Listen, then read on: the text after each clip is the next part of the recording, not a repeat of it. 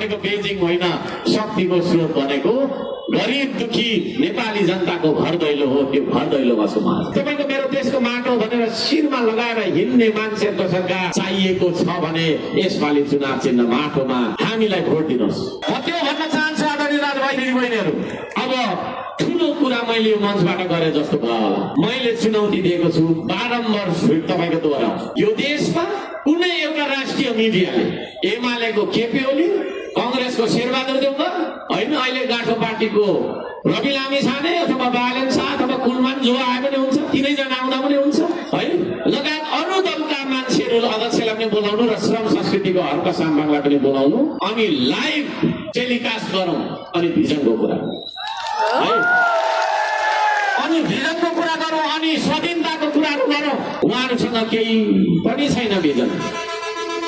सिमानाको बारेमा बोल्न सक्नुहुन्न उहाँहरू, सिमानाको बारेमा बोल्न सक्नुहुन्न। सिमाना मिचित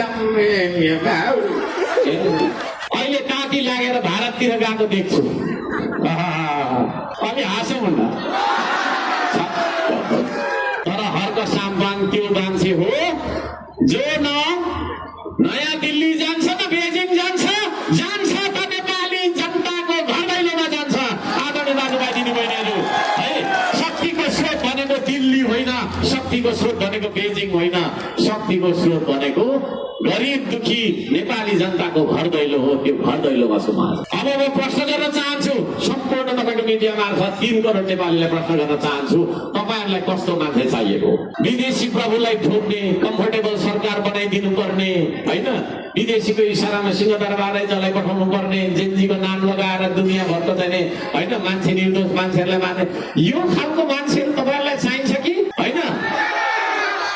यही देशको माटोको कथा बोकेर हिँडेको मान्छे, यही देशको ढुङ्गाको कथा बोकेर हिँडेको मान्छे, वर्षौं वर्ष यो देश बनाउनु पर्छ भनेर तपाईँको चाहिँ एउटा श्रमिकले भन्दा 10 गुणा धेरै श्रम गरेर यो देशलाई समृद्ध बनाउन सक्छौं भन्ने कुराको प्रमाण दिइसकेको मान्छे, श्रम गरेर मात्रै, श्रमदान गरेर मात्रै कीर्तिमान, विश्व कीर्तिमान राखेको मान्छे, यस्तो मान्छे तपाईँहरूलाई चाहिन्छ कि विदेशीको पछाडि गर्ने चाहिन्छ? कस्तो छ यो यो यो यो जमातले भनिदियोस् त मलाई, कस्तो चाहिन्छ तपाईँहरूलाई?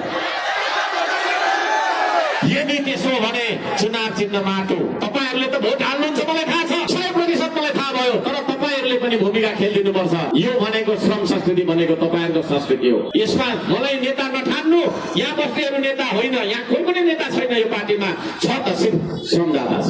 तपाईँ पनि श्रमदाता बन्नुहोस् आजदेखि, नयाँ मान्छेहरू तपाईँहरूले पनि 15 जना 20 जना 25 जना कतिजनालाई हुन्छ कन्भिन्स गर्नुहोस्। तपाईँहरू गइसकेपछि तपाईँहरू आफै एउटा अभियन्ता हो, तपाईँ आफै एउटा हर्क साम्बाङ हो।